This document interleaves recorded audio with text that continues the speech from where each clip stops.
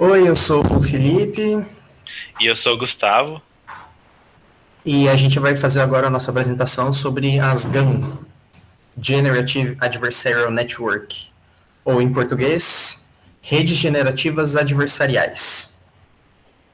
Uma rede generativa adversarial é uma classe de estruturas de aprendizado de máquina projetada por Ian Goodfellow e seus colegas em 2014. Ela é treinada com o objetivo de gerar conteúdo, tal como músicas, imagens, voz ou texto. Eu vou falar um pouco antes sobre modelos geradores no geral. Modelos geradores são uma classe de modelos de rede neural usados para a geração de novos dados. A rede generativa adversarial é apenas um dos diferentes modelos geradores. Dentre eles também existem as máquinas de Boltzmann, os autoencoders variacionais, os modelos ocultos de Markov e modelos que preveem a próxima palavra em uma sequência, como por exemplo o GPT-3. Os modelos geradores são treinados para descrever como um dataset é gerado em termos de um modelo probabilístico. Por exemplo, usando um dataset de números escritos à mão, podemos treinar um modelo gerador para que ele consiga gerar novos dígitos. Então, nós treinamos esse modelo gerador com esse dataset, e o modelo então começa a entender probabilisticamente como imitar esse dataset. Até que, dado um valor randômico de entrada e o treino suficiente, ele consiga usar esse treinamento para gerar novas amostras o mais próximas possíveis do dataset original. As redes adversariais em específico são constituídas de duas redes neurais. Uma delas nós treinamos para distinguir entre dados falsos e verdadeiros. Essa a gente chama de rede discriminativa, enquanto a outra nós treinamos para gerar dados, conhecida como rede geradora. O trabalho do gerador, então, é estimar a distribuição probabilística das amostras verdadeiras, com o intuito de gerar amostras que pareçam com as amostras originais. O discriminador, por sua vez, é treinado para estimar a probabilidade de que uma certa amostra é original ou não. Então, a rede generativa adversarial tem tal nome porque o gerador e o discriminador são treinados para competir entre si. O gerador treina para ser melhor em enganar o discriminador, enquanto que o discriminador treina para se tornar melhor em identificar as amostras geradas. E o funcionamento disso tudo é basicamente o seguinte: nós alimentamos a rede geradora com um conjunto de valores aleatórios e, manipulando esses dados, ela vai gerar uma amostra. Essa amostra, então, é alimentada à rede discriminativa, que, por sua vez, retorna um valor entre 0 e 1, que diz o quão próximo dos valores esperados essa amostra chegou. E essa informação, então, é usada para ajustar a rede geradora para gerar as próximas amostras. E também para treinar a rede discriminativa para ser melhor em discriminar entre os dados, entre as amostras. Esse loop ocorre até que a rede geradora tenha sido treinada por tempo suficiente. Daí então podemos descartar a rede discriminativa e usar apenas a rede geradora para gerar os dados. Tá. Para entender como funciona o treinamento do GAN, vamos imaginar um dataset bidimensional, denotado por x1 e x2, sendo que x1 é um valor entre 0 e 2π, e x2 é o seno de x1, ou seja, uma função seno. A partir desse dataset, podemos observar uma distribuição senoidal definida pelos pontos, uma distribuição senoidal bem definida, formada por esses pontos. Assim, a estrutura de um GAN para gerar pares que se assemelham a essas amostras do conjunto de dados original é a seguinte. O gerador G, então, ele é alimentado com dados aleatórios e tem a sua função de deixar os dados semelhantes às amostras reais. Nesse exemplo, temos um espaço bidimensional, de modo que o gerador é alimentado com pares aleatórios de Z1 e Z2, e é necessário transformá-los para que se pareçam com as amostras reais. Como vocês podem ver ali no Generated Samples. A estrutura da rede neural G é escolhida arbitrariamente, contanto que as dimensões de entrada e saída batam com as dimensões do espaço latente, que é o espaço de pontos randômicos, e o espaço das amostras. O discriminador D é alimentado com amostras reais do conjunto de dados de treinamento ou amostras geradas por G.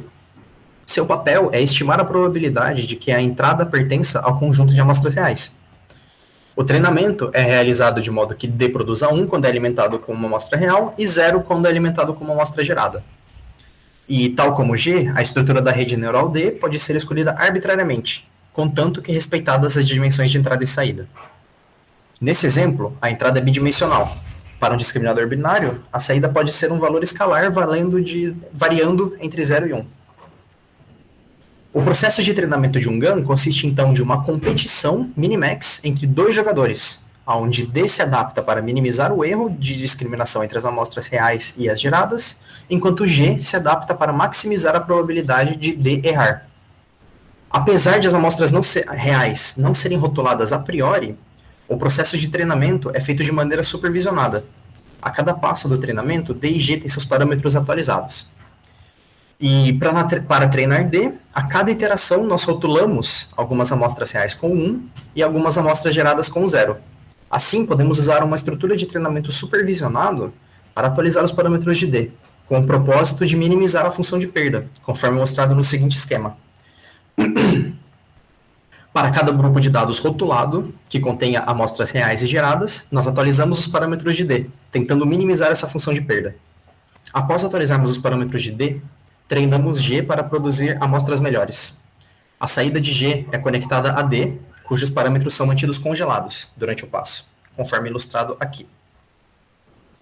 Podemos imaginar o sistema composto de G e D como um único sistema de classificação que recebe amostras aleatórias como entrada e produz a classificação.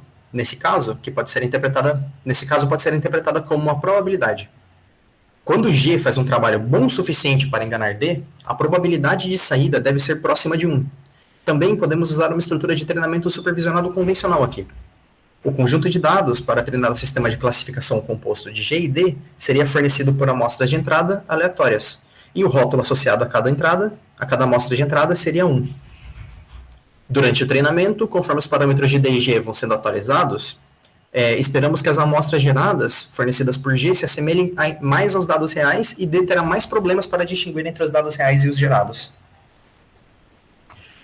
Agora que vimos como funcionam as GANs, estamos prontos para implementar um exemplo usando a biblioteca PyTorch. Então, como primeiro experimento com a GAN, a gente vai implementar o exemplo descrito anteriormente. E para isso a gente vai usar a biblioteca PyTorch, Matplotlib. Antes de começar, eu vou definir uma seed manual 111 para a saída ser sempre a mesma. A gente vai definir o nosso comprimento de dados de treinamento como 1024. Então são 1024 vetores. Então para isso vai inicializar todos com 0 e depois definir a primeira dimensão como 0 até 2π e a segunda dimensão como seno da primeira dimensão. Para criar o nosso set de treinamento, a gente precisa, o Torch pede uma label, então a gente cria uma label tudo zerada e depois cria tudo o nosso set. Para mostrar o que o nosso set de treinamento, a gente pode plotar os dados e ele vai dar todos esses pontos que ficam exatamente em cima de uma curva senoidal. Para facilitar o treinamento, a gente usa um data loader. Esse data loader pega todo o set de treinamento e divide ele em batches de, no caso, 32 samples. Além disso, ele embaralha todos esses samples. Então, já com isso, a gente pode começar a criar nosso discriminador. Nosso discriminador é uma rede neural com 3 camadas ocultas. Ela recebe uma entrada bidimensional, que seria um sample que a gente criou agora, ou um sample gerado pelo gerador. E como saída, ela tem uma saída de uma dimensão com ativação sigmoidal. E essa saída representa a probabilidade que o discriminador acha que a amostra de entrada faz parte do set de treinamento, que é o set que a gente definiu. E essa função forward simplesmente serve para poder retirar a saída da rede neural. Com isso a gente pode instanciar o discriminador, e com o discriminador instanciado a gente cria a segunda rede neural, que é o nosso gerador. Essa rede é um pouquinho menor, ela tem 2 camadas ocultas e como entrada um vetor bidimensional, seria o nosso espaço, que é proveniente do nosso espaço latente, um vetor aleatório. E a saída é um elemento que o gerador acredita também pertencer ao set. E a função forward de novo para pegar o dado, a saída da rede neural. A gente cria uma instância do gerador e com as duas instâncias a gente pode começar a fazer o treinamento. Para isso a gente cria o learning rate, que vai servir para a gente ajustar os pesos das redes neurais, um número de época, que é a quantidade de vezes que a gente vai treinar cada gerador com o set inteiro, e a função de perda, que a gente vai usar o BCE. Para atualizar os pesos das redes neurais para o treinamento, o Torch usa esse otimizador, e nesse caso a gente vai usar o algoritmo de Adam. Para esse algoritmo funcionar, a gente vai passar alguns parâmetros de cada rede e o learning rate, que vai ser igual para os dois. Com isso a gente já consegue começar o loop de treinamento das duas redes, né? Então, pela quantidade de vezes que a gente definiu aqui em cima, a gente pega cada subgrupo do nosso set de treinamento, cria duas labels, uma label pelo set de treinamento que a gente conhece, que a gente vai colocar com 1, e uma label para o set gerado pela nossa rede neural, que vai colocar como 0. Depois a gente cria vetores com valor de espaço latente, então vetores aleatórios bidimensionais, para poder colocar como entrada do nosso gerador. O gerador vai gerar elementos que ele acredita que faz parte do nosso set, e com isso a gente pode criar um conjunto maior com as amostras geradas pelo gerador e as amostras que a gente criou. E daí a gente junta todos os labels e já pode começar a treinar o discriminador. Então, antes do treinamento, a gente zera o gradiente para não sofrer interferência do treinamento anterior. Coloca as amostras como entrada e a gente pega a saída. Essa saída é a probabilidade que o discriminador acha que cada amostra faz parte ou não do set. Aí, a partir da saída, a gente coloca na função de perda e com isso você consegue treinar o discriminador. Treinado o discriminador, a gente pode começar a treinar o gerador. Então, antes de treinar, a gente gera mais vetores do espaço latente, zero o gradiente do gerador, pega esses vetores e coloca na entrada do gerador para ele poder gerar amostras que ele acredita fazer parte do set, e dessas amostras geradas a gente alimenta o discriminador de novo para obter quanto que o discriminador acha que essas amostras geradas fazem parte do set ou não. E com essas probabilidades do discriminador a gente consegue treinar o gerador também. E para cada certa quantidade de épocas do loop, a gente coloca a perda do discriminador e do gerador para ter uma noção. Então ele começa bem grande aqui, começa muito próximo de 0, e aqui a perda do gerador é enorme. Aí mais para o final já vai normalizando, ela tende mais ou menos a esse número, cada iteração não modifica muito. Então, para ver como que o gerador ficou depois do treinamento, a gente pode criar mais vetor de espaço latente. No caso a gente cria 100 dessa vez, e esse vetor também é bidimensional, e pega esses vetores e coloca na entrada do gerador. Então ele vai dar, a partir dessa aleatoriedade, ele gera amostras que ele acredita fazer parte do set, e com essas amostras a gente pode plotar um gráfico e ver que todas essas amostras são próximas da curva que a gente definiu, a curva senoidal. Lembrando que a gente não definiu nenhuma curva como parâmetro da rede, mas só os pontos que fazem parte dessa curva. Então esses pontos se aproximam muito, muito bem do set original. Usando um segundo exemplo, a gente pode fazer outro exercício. Então a gente vai utilizar uma biblioteca mais do que do exemplo anterior, só para lidar com o tratamento da imagem. Eu estou usando a mesma seed, e dessa vez, como o trabalho é um pouco mais pesado, eu também estou adaptando o código para usar a placa de vídeo. Então aqui ele detecta se tem GPU com suporte CUDA, e se tiver ele usa GPU no lugar do processador. Para trabalhar com a imagem, vou precisar também de uma função que converte a imagem original para o formato que eu vou usar. Então primeiro eu transformo a imagem em um tensor do PyTorch e depois eu normalizo. Essa normalização converte de tensor normal de 0 a 1 para menos 1 a 1. O set de treinamento do exercício é o MNIST. Aqui eu vou carregar o set e fazer a conversão. E essa função vai baixar os arquivos e salvar na pasta do projeto. Agora que a gente já tem o dataset, a gente pode criar um dataloader igual no exercício anterior. E para mostrar alguns exemplos, a gente pode usar o Matplotlib. E como dá para ver aqui, eu tenho um set de imagens 28 por 28 de números escrito à mão. Inclusive tem esse número 1 que parece um I. E com o dataset pronto, a gente pode montar o discriminador. A entrada dele vai ser um tensor 784, que é a quantidade de pixels de cada imagem, e a saída é a probabilidade de que o discriminador acha que a imagem é real. A função for tem a mesma função do que nos outros exemplos.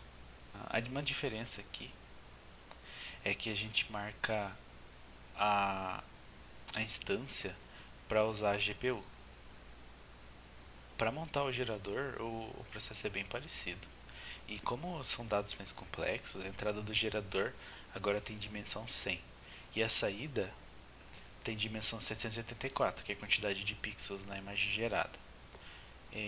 Agora também a gente vai usar a função de ativação hiperbólica, já que a gente está esperando o valor de menos 1 a 1.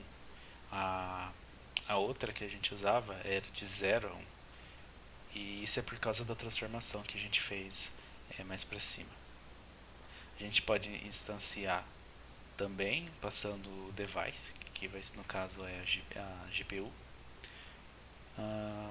Para o treinamento a gente vai fazer igual ao exercício anterior, que é gerar a label, criar as amostras e depois concatenar elas com a label.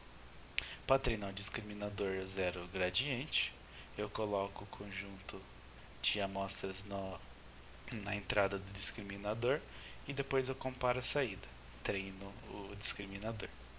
Para treinar o gerador é igual, 0 gradiente, gera uma entrada aleatória, né? A gente coloca a entrada aleatória, coloca o resultado na entrada do discriminador e depois compara a saída do discriminador para treinar o modelo. A gente coloca só para saber como é que está funcionando a rede, coloca umas saídas aqui. No meu computador demorou quase 1 hora para rodar esse exemplo, então não vai dar para rodar ao vivo. E depois de treinar, a gente vai gerar um tensor aleatório só para testar o gerador. E então pega o resultado um tensor de dimensão 100 e coloca na entrada do gerador e gera um resultado com Matplotlib. Então esses números aqui são números que o gerador acha que também pertencem ao dataset dos números. No caso, dá para ver muita semelhança aqui, o número 4, o número 1, talvez o número 7, o número 9. O resultado não é perfeito, porque esse número aqui, por exemplo, não dá para distinguir. No nosso exemplo, a gente trata de um problema bem simples, mas a GAN consegue gerar amostra muito mais complexa do que simples pontos ou caracteres. Como, por exemplo, o site Dispersion Does Not Exist, com uma rede adversarial, cria uma face aleatória para cada nova requisição. Então toda vez que entrar no site, vai aparecer um rosto novo de uma pessoa que não existe. Por fim, essas são as referências que utilizamos para a realização do vídeo. Obrigado por assistir.